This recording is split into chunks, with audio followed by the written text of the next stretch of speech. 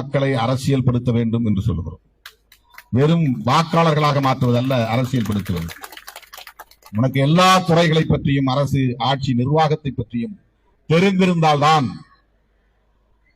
அரசியல் களத்தில் மக்களை ஏய்ப்பவர்களை எதிர்த்து போராட முடியும்.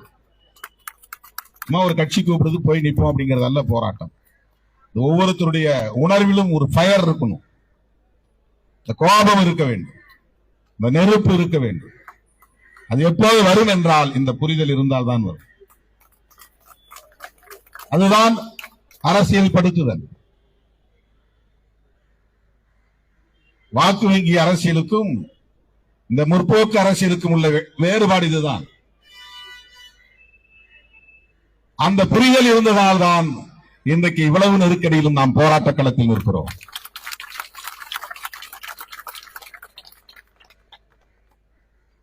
இடதுசாரிகளும் திருமாவளவனும் என்ன முடிவெடுக்க போகிறார்கள்?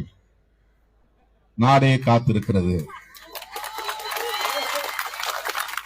இந்த பரபரப்பு ஒரு பக்கம்.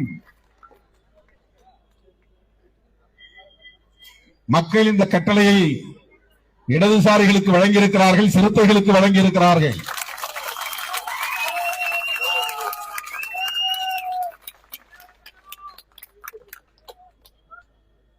நான் பெருமிதத்துவ சொல்லவில்லை, பெருமைக்காகவும் பேசவில்லை. காலம் எப்படிப்பட்ட பொறுப்பை நம் கைகளில் தந்திருக்கிறது, எப்பேற்பட்ட சுமையை நம் தலையிலே சுமத்தி இருக்கிறது.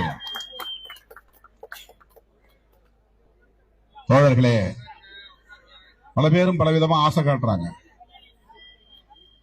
அது கிடைக்கும், இது கிடைக்கும், அங்கே போனால் வாரலாமா, இங்கே போனால் அல்லலாமா என்று கருதக்கூடியவர்கள் அல்ல சிறுத்தைகளும் இடதுசாரிகளும்.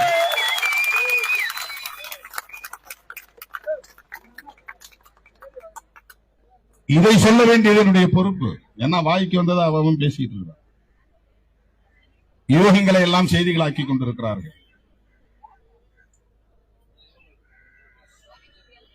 எது சரியோ, எதை செய்ய வேண்டுமோ அதை செய்ய வேண்டும் என்கிற அந்த பொறுப்புணர்வோடு தான் நான் இடதுசாரிகளோடு இணைந்து முடிவெடுப்போம் என்று சொல்லியிருக்கிறேன்.